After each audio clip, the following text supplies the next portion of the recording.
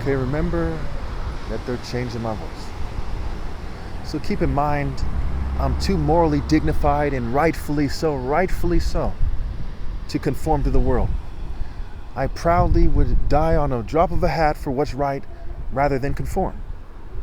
So what is going on here is similar to John 11, verse 47 and onward. Then the chief priests and the Pharisees called a meeting of the Sanhedrin.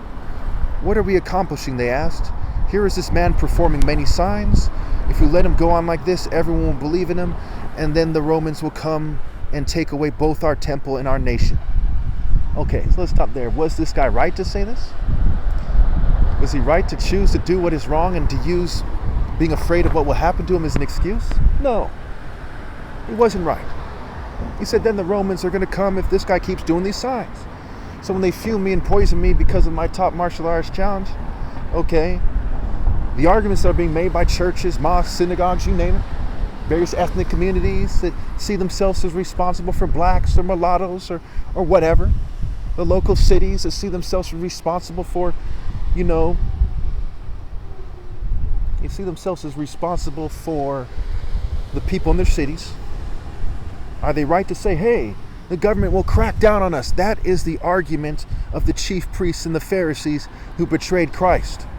That's not an understandable argument or something. That is the argument of Satan in the biggest betrayers in the story, so to speak, if for nothing else. If we let him go on like this, everyone will believe in him, and then the Romans will come and take away both our temple and our nation. They're one of the most powerful secret societies in America, or in the world rather, is the Club of Rome. People talk about Greco-Roman culture. There's Greek frats in all these different colleges. There's the Pythagoreans and other Greek philosophies and deities that go into Freemasonry, right? Talking about building Greece and Rome. Okay, and the way that a lot of their temples are modeled after.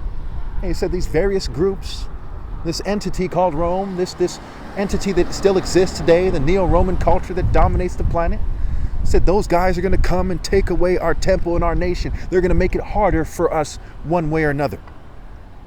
A lot of people are going homeless, right? Santa Clara County, where I live, has the most homeless people of any county in the Bay Area.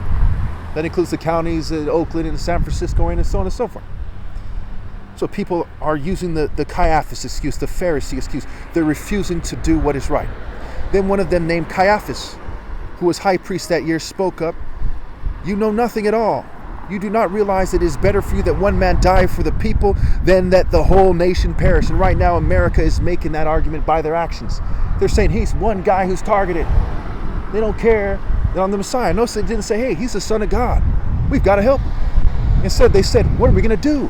They're going to take away our temples and our nation. They're going to shut down our churches if we help them. It's the cowardly Caiaphas argument of the Pharisees. Instead of being a man, they're being a fairy, an elf or some kind. It's a fairy, like the movie Elf.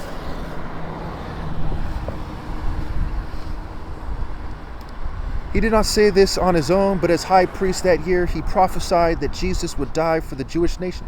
So Caiaphas was a false prophet. Just like the people who are persecuting me, they're like, yeah, we're going to screen this guy out for the good of America, because they're corporate scum that abuse people. They abuse women and children. They abuse people at every turn. I think it's for the good of the nation I'm being screened out? No. It's for their greed. And the word Greek, no offense to the Greek people. I was engaged to a Greek woman at one point. The word Greek is like the word greed. That goes back to the Greek societies. And the word Greek is like the word geek.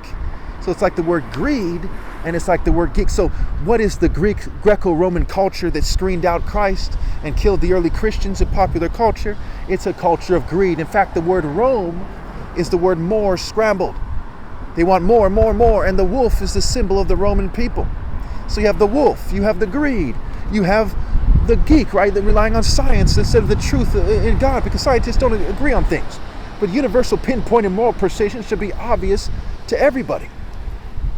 So they reject what is obvious to everyone, what is fair and just and right. And that's why you have so many homeless people in the streets, including 100,000 children. It's that mentality, that philosophy. It's their toxic ideologies. Politicians are corrupt because the masses of people in America, like in every nation in the world, are corrupt. And corrupt people vote for corrupt people. When the Jews were portraying Jesus as a character in the story, they said, give him Barabbas. They voted for Barabbas. By their actions, people are voting for Trump. They're voting for Biden. They're voting for the various politicians who hand them their fate and always let them down every time. But when the righteous man comes to a wicked planet and a wicked nation, they refuse to rally to me because their inclinations are like their father, the devil. Be they Jew or Gentile, straight or gay, their inclinations are like their father, the devil. And they refuse to rally to me. They refuse to do the work of God.